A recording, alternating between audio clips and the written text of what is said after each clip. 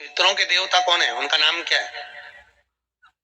श्राद्ध में पूछते होगे ना, कौआ को रोटी देते कि नहीं देते? अरे बोलो तो, कौआ को कागल मागल देते कि नहीं देते? यहाँ पे देते। तो कौए को रोटी क्यों खिलाई जाती है श्राद्ध में? काहे के लिए खिलाते कौए को रोटी? कौए से कौन सी रिश्तेदारी तुम्हारी? और अपने पूर्वज पितरों की काहे की रिश्तेदारी कौआ से? सबसे सुंदर पक्षी कौन सा है? सबसे सुंदर पक्षी,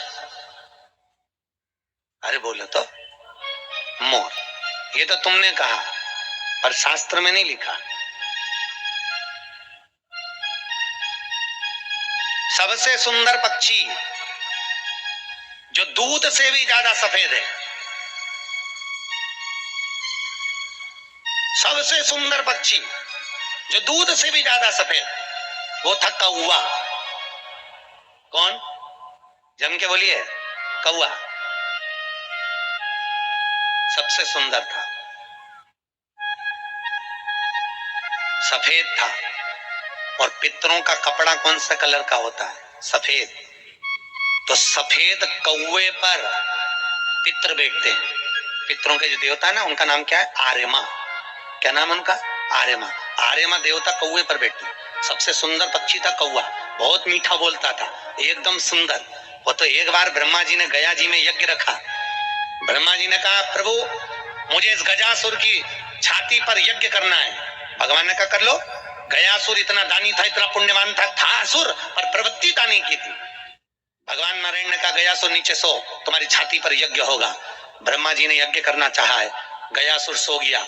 उसकी छाती पर यज्ञ करना था, तो ब्रह्मा जी ने कहा, अमृत से छाती को लीपना है, अमृत लाओ। अमृत कहाँ है पता लगाओ, कौन जाएगा? सबसे चतुर एक ही पक्षी था कौवा। कौवे को बुलाया, कौवे तू जा, पता करके आ कि अमृत कहाँ है। कौवा गया अमृत ढूंढने के लिए, 3 दिन में अमृत ढूंढने पहुंचा। 3 दिन तक ढूंढता रहा, थक गया, सामने अमृत मिल गया।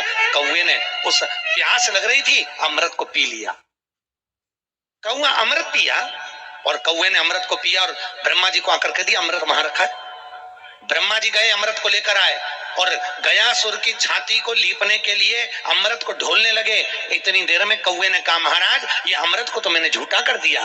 ब्रह्मा जी ने कहा, रे कौवे जा, मैं तुझे श्राप देता हूं कि तू काला हो जा और तेरी वाणी कर्कश हो जाए। बहुत सुंदर था, कैसा हो गया? काला, वाणी कर्कश हो गई। तो जो पितरों का देव है आर्यमा, वो काय पे बैठता है? कौवे पर। और कौवे पे बैठकर जिस दिन हमारे यहाँ तिथि रहती है, जैसे चतुर्थी है, पंचमी है, पूर्वजों की जो तिथि रहती है, उस दिन कौवे पर बैठकर आर्यमा अपने पितरों को लेकर आता, अपने पूर्वजों को लेकर आता है, और हमारे दरवाजे पर छोड़ के और चले जाता है। जब हमारे पूर्वज भोजन कर लेते हैं, तब कौवा उड़ता हुआ वापिस आता है आर्यमा, और हमारे पूर्वजों को उस पर बिठाकर फिर ले जाता है पितृलोक में वापिस। तो जब छत पर भोजन पड़ा रहता है, तो जो पितरों का आर्यमा जो है, उसका जो कौवा होता है, वो हमारे छत पर पड़े हुए भोजन को खा लेता है, चोंच में भरता है। और हमारे पितर जब पितृलोक में जाते हैं और उनको साल भर में जब भूख लगती है, तो वो कौवा अपनी चोंच में से निकालकर हमारे पितरों को देता है, जिससे पितरों का पेट भरा जाता है। इसलिए हमारे हिंदू धर्म में कौवे को भोजन दिया जाता है।